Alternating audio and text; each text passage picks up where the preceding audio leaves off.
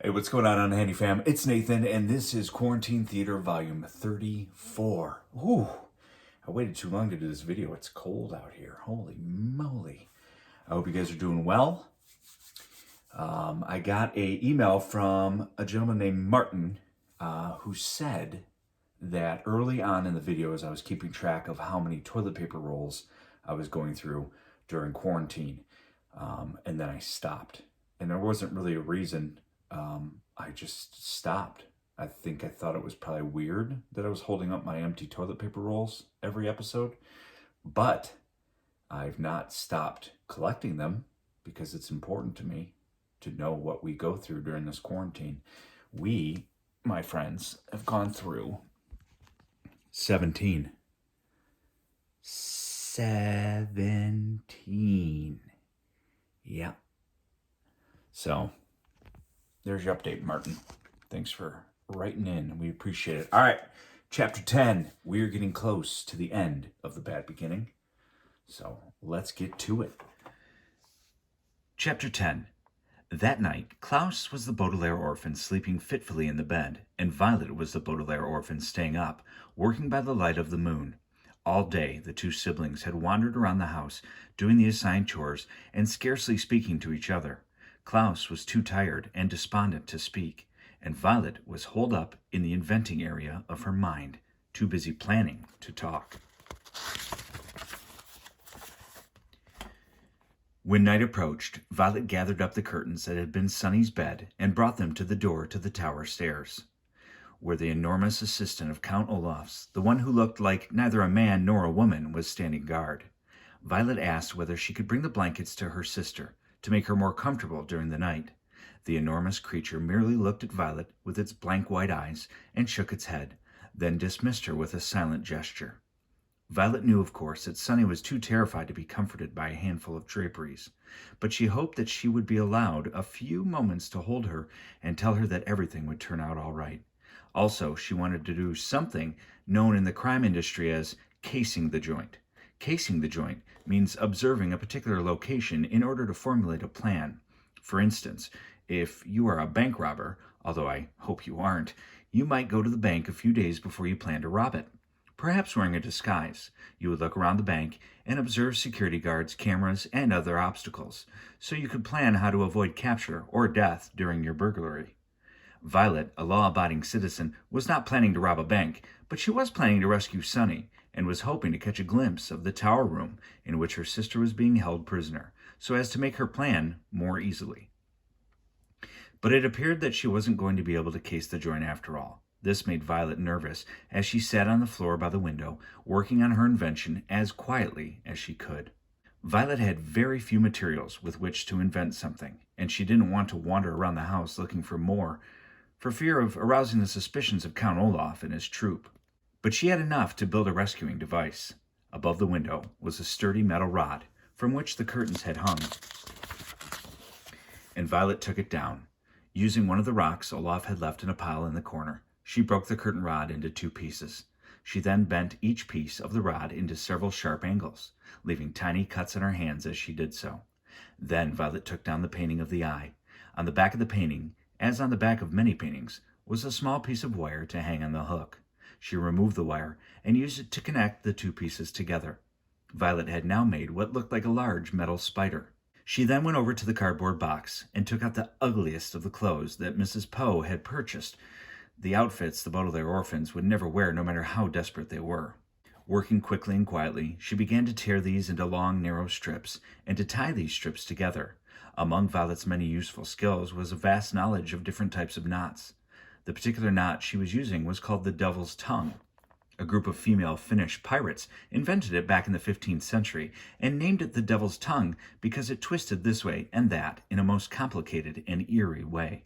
The Devil's Tongue was a very useful knot, and when Violet tied the cloth strips together, end to end, it formed a sort of rope. As she worked, she remembered something her parents had said to her when Klaus was born, and again when they brought Sonny home from the hospital. "You are the eldest Baudelaire child," they had said, kindly but firmly, "and as the eldest, it will always be your responsibility to look after your younger siblings. Promise us that you will always watch out for them and make sure they don't get into trouble." Violet remembered her promise and thought of Klaus, whose bruised face still looked sore, and Sonny dangling from the top of the tower like a flag, and began working faster. Even though Count Olaf was of course the cause of all this misery, Violet felt as if she had broken her promise to her parents and vowed to make it right. Eventually, using enough of the ugly clothing, Violet had a rope that was, she hoped, just over 30 feet long. She tied one end of it to the metal spider and looked at her handiwork. What she had made was called a grappling hook, which is something used for climbing up the sides of buildings, usually for a nefarious purpose. Using the metal end to hook onto something at the top of the tower and the rope to aid her climb, Violet hoped to reach the top of the tower, untie Sonny's cage, and climb back down. This was, of course, a very risky plan, both because it was dangerous and because she had made the grappling hook herself instead of purchasing it at a store that sold such things. But a grappling hook was all Violet could think of to make without a proper inventing laboratory, and time was running short. She hadn't told Klaus about her plan because she didn't want to give him false hope, so without waking him, she gathered up her grappling hook and tiptoed out of the room. Once outside, Violet realized her plan was even more difficult than she had thought. The night was quiet, which would mean she would have to make practically no noise at all. The night also had a slight breeze, and when she pictured herself swinging in the breeze, clinging to a rope made of ugly clothing, she almost gave up entirely. And the night was dark, so it was hard to see where she could toss the grappling hook and have the metal arms hook onto something. But, standing there shivering in her nightgown, Violet knew she had to try. Using her right hand, she threw the grappling hook as high and as hard as she could, and waited to see if it would catch onto something. Clang! The hook made a loud noise as it hit the tower, but it didn't stick to anything, and came crashing back down. Her heart pounding, Violet stood stock still, wondering if Count Olaf, or one of his accomplices, would come and investigate. But nobody arrived after a few moments, and Violet, swinging the hook over her head like a lasso, tried again. Clang, clang! The grappling hook hit the tower twice as it bounced back down to the ground. Violet waited again, listening for footsteps, but all she heard was her own terrified pulse. She decided to try one more time. Clang! The grappling hook hit the tower and fell down again, hitting Violet hard in the shoulder. One of the arms tore her nightgown and cut through her skin. Biting down on her hand to keep from crying out in pain, Violet felt the place in her shoulder where she had been struck, and it was wet with blood. Her arm throbbed in pain. At this point in the proceedings, if I were Violet, I would have given up. But just as she was about to turn around and go inside the house, she pictured how scared Sonny must be. And ignoring the pain in her shoulder, Violet used her right hand to throw the hook again. Clang!